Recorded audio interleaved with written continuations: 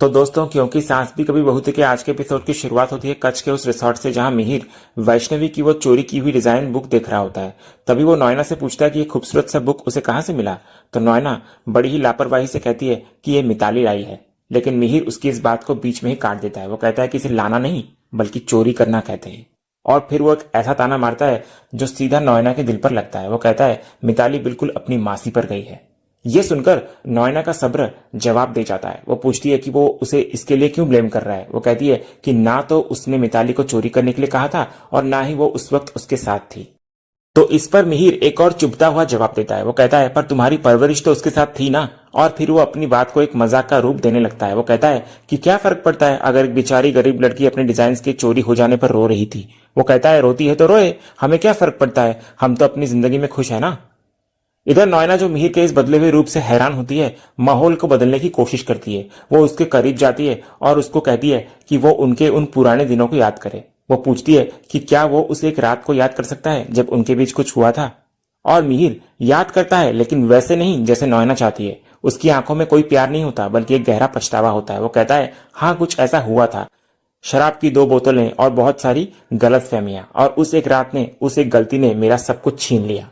वो कहता है कि उस काली रात से उसे सिर्फ एक ही अच्छी बात याद है, और वो ये है कि उसके बाद उसने दोबारा कभी शराब को हाथ नहीं लगाया। तभी इस पर नॉयना बोलती है कि अगर उसे उससे इतनी ही प्रॉब्लम है तो उसने उससे शादी का वादा क्यों किया। तो मिहिर कहता है कि वादा किया नहीं था बल्कि करवाया गया था। लेकिन वो कहता है फिर कि वो अपनी जुबान का पक्का है और शादी तो वो जरूर करेगा। और फिर वो एक ऐसा सवाल पूछता है जिसका जवाब शायद नॉयना के पास भी नहीं होता। वो कहता है किसी भी चीज को छीन लेने से या उस पर कब्जा कर लेने के बाद भी वो तुम्हारी क्यों नहीं हो पाती। तो इस पर नॉयना खामोश रहती है। और फिर मिहिर अपना आखिरी और सबसे बड़ा फैसला सुनाता है। वो कहता है मैं तुमसे शादी तो करूंगा, लेकिन मैं कभी तुम्हारा नहीं हो पाऊंगा, कभी भी नहीं। वो कहता है कि अगर उसे शादी वाला वादा याद है तो ये बात भी उसको याद रखनी चाहिए। इतना बोलकर मिहिर वहां से चला जाता है। दूसरे सीन की शुरुआत होती है मिहिर से, जो सबके साथ बैठकर खाना खा रहा होता है। और तभी वो मिताली के सामने वो चोरी की हुई डिजाइन बुक रखकर उससे सवाल करने लगता है। वो पूछता है कि उसे ये सब करने की क्या जरूरत थी। इस पर मिताली बिना किसी शर्म या अफसोस के अपनी इस चोरी को सही ठहराने की कोशिश करती है। वो कहती है कि उसने ये सब बिजनेस के लिए किया है। वो उन डिजाइन की तारीफ करती है और कहती है कि ये वही ऑथेंटिक डिजाइन है जिनकी उन्हें जरूरत थी और जिन्हें वो लोग कच्छ में ढूंढने आए थे। वो कहती है कि उसे ये पसंद आया तो उसने उठा लिया, इसमें गलत क्या है। तभी ऋतिक जो उसके पास ही बैठा होता है उसे टोकता है। वो कहता है कि वो लोग डिजाइन ढूंढने आए थे, चोरी करने नहीं। फिर वो उसे चेतावनी देता है कि अगर किसी को पता चल गया तो उसका क्या होगा। लेकिन मिताली को किसी का डर नहीं होता। वो कहती है कि उन लोगों को भनक तक नहीं पड़ेगी और वो लोग मुंबई तक तो आने से रहे। फिर वो अपनी मासी नॉयना से हेल्प मांगती है कि वो ऋतिक को समझाए, लेकिन नॉयना बड़ी ही सफाई से पल्ला झाड़ देती है। वो कहती है कि मिताली ने ये सब उससे पूछकर तो नहीं किया, तो वो क्या ही कर सकती है। और फिर इधर मिहिर मिताली को कह रहा होता है कि भले ही उसका इरादा अच्छा हो, लेकिन उसका तरीका पूरी तरह से गलत था। वो कहता है किसी दूसरे की चीज को बिना पूछे लेना चोरी ही कहा जाता है। वो उसको याद दिलाता है कि कैसे वो बेचारी लड़की जिसकी मेहनत उस किताब में थी अपनी डिजाइन के लिए रो रही थी।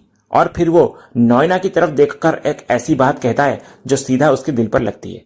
वो मिताली को कह तो रहा होता है, लेकिन उसकी नजर नॉयना पर होती है। वो कहता है किसी दूसरे की चीज को अगर जबरदस्ती लोगी ना तो वो तुम्हारी कभी नहीं हो पाएगी।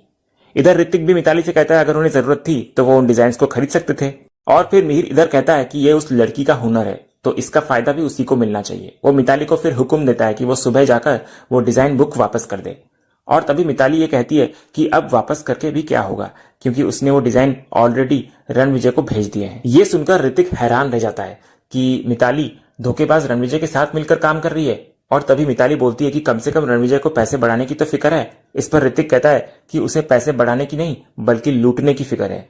और फिर इधर मिहिर अपना आखिरी फैसला सुनाता है। वो पार्थ को वो डिजाइन बुक वापस करने की जिम्मेदारी देता है और कहता है कि रणविजय को वो खुद संभाल लेगा। दूसरी तरफ इधर तुलसी आरती के पास आती है और उसको अपने हाथों से खाना खिलाने की कोशिश करती है, लेकिन आरती मना कर देती है। इस पर तुलसी एक माँ की तरह जिद करती है। वो भी कहती है कि जब तक आरती नहीं खाएगी वो भी भूखी रहेगी। यह सुनकर आरती को अपनी माँ के प्यार के आगे झुकना पड़ता है और वो उसके हाथों से खाना खा लेती है। और फिर इधर तुलसी अपनी इस बेटी के चेहरे पर एक मुस्कान लाने के लिए माहौल को हल्का करने की कोशिश करती है। वो बड़ी ही शरारत से कहती है कि अब जब रिश्ता टूट ही गया है तो वो एक बात कहना चाहती है। वो कहती है वो जो लड़का था ना वो बिल्कुल बंदर जैसा लगता था। ये सुनकर वहां मौजूद सारी लड़कियां हंसने लगती हैं और आरती के चेहरे पर भी एक हल्की सी मुस्कान आ जाती है। तो तुलसी कहती है देखो, इस एक छोटे से मजाक ने 2 काम कर दिए। आरती ने खाना भी खा लिया और मुस्कुरा भी दिया। और फिर तुलसी आरती को जिंदगी का वो सबसे बड़ा और सबसे जरूरी सबक सिखाती है। वो उसको समझाती है कि जिंदगी की चुनौतियां इंसान को सिर्फ शरीर से नहीं बल्कि दिमाग से भी मजबूत बनाती है। वो उसकी आंखों में झांकते हुए कहती है, अपने जीवन में किसी भी व्यक्ति को इतनी ताकत मत दे कि वो तुझको तोड़ दे। तेरे जीवन में क्या होता है वो तेरे हाथ में नहीं है, लेकिन जो भी होता है उसमें तू अपने आप को कैसे संभालती है वो तेरे हाथ में है।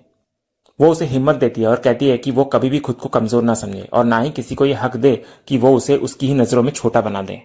फिर तुलसी की इन बातों को सुनकर एक लड़की उससे पूछती है कि उन्हें इतनी अच्छी अच्छी बातें कैसे पता है। तो इस पर तुलसी मुस्कुराती है। वो कहती है कि ये जिंदगी का अनुभव है जिसमें कुछ चीजें उसने ठीक भी की और कुछ गलतियां भी की, लेकिन उसने अपनी हर एक गलती से जो सीखा आज वो अपनी इन बेटियों को सिखा रही है। इतना बोलकर तुलसी चली जाती है और इधर वैष्णवी जो दुखी होती है तुलसी के जाने के बाद, जब सब सोने की तैयारी कर रहे होते हैं, वो अपनी दोस्त से अपना दर्द बयां करती है। वो कहती है कि उसे काकी की बातें समझ आती है कि काबिलियत को कोई नहीं चुरा सकता, लेकिन उसकी सालों की मेहनत चोरी तो हो गई। ये बात उसे अंदर अंदर खाई जा रही है। और तभी उसे पंडित जी की वो बात याद आती है कि उनके जाने के बाद वहां सिर्फ शहर से आए कुछ लोग ही थे। उसका शक अब यकीन में बदल चुका होता है। उसे लगता है कि वो सीधे साधे दिखने वाले अंकल तो नहीं, लेकिन उनके साथ जो दो लड़के और एक लड़की थी, क्या पता चोरी उन्होंने की हो।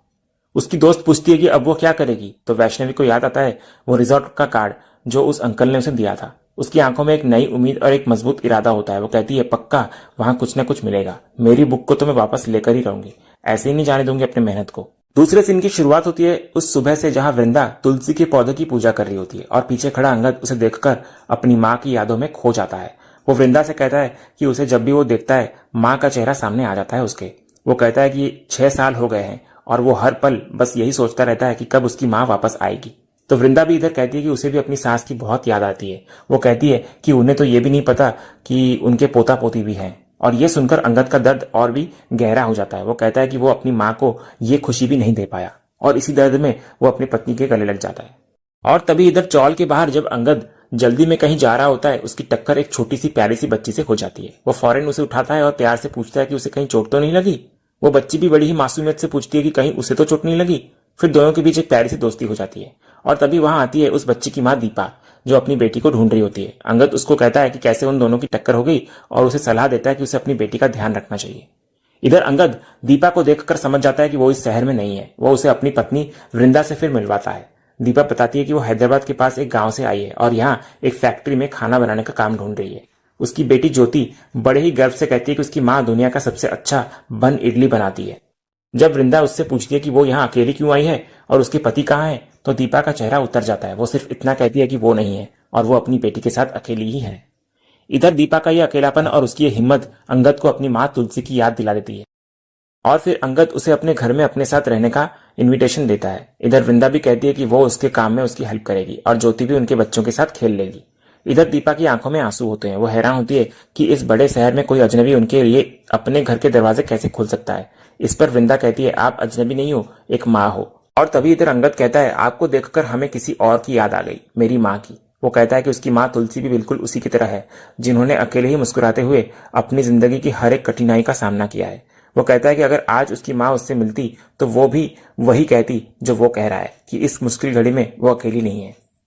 इधर दीपा अंगद के इन संस्कारों को देखकर भावुक हो जाती है। वो समझ जाती है कि जिस माँ ने उसे ऐसे संस्कार दिए हैं वो कोई आम औरत नहीं हो सकती। और इसी के साथ अंगद और वृंदा दीपा और उसकी बेटी को अपने घर ले जाते हैं।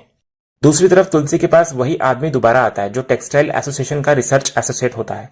तुलसी उसे देखकर पूछती है कि आज कैसे आना हुआ, तो वो आदमी बताने लगता है कि उस दिन उसने जो तुलसी के बनाए हुए डिजाइन की तस्वीरें ली थी वो उसने अपने सीनियर्स को दिखाई है। वो कहता है कि उन्हें तुलसी का काम, कच्छ का वो जो मिरर वर्क और वो बांधनी बहुत पसंद आई है। वो कहता है कि उन्हें जिस तरह के कारीगरों की तलाश थी वो तलाश अब खत्म हो चुकी है।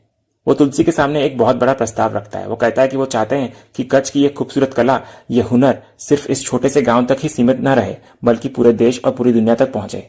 ये सुनकर तुलसी की खुशी का ठिकाना नहीं रहता। उसकी आंखों में एक चमक आ जाती है। वो सोचती है कि उसकी बेटियों की मेहनत अब रंग लाएगी और उनकी ये छोटी सी कोऑपरेटिव सोसाइटी का नाम अब पूरे देश में होगा। वो इस प्रस्ताव के लिए तुरंत हामी भर देती है, लेकिन जब वो आदमी उसे मुंबई में होने वाले उस बड़े कंपटीशन की याद दिलाता है तो तुलसी के चेहरे पर एक बार फिर वही पुरानी खामोशी छा जाती है। वो इस प्रस्ताव के लिए मना कर देती है। वो कहती है कि वो इस जगह को छोड़कर कहीं नहीं जाना चाहती और कंपटीशन में वो उनका साथ नहीं दे पाएगी।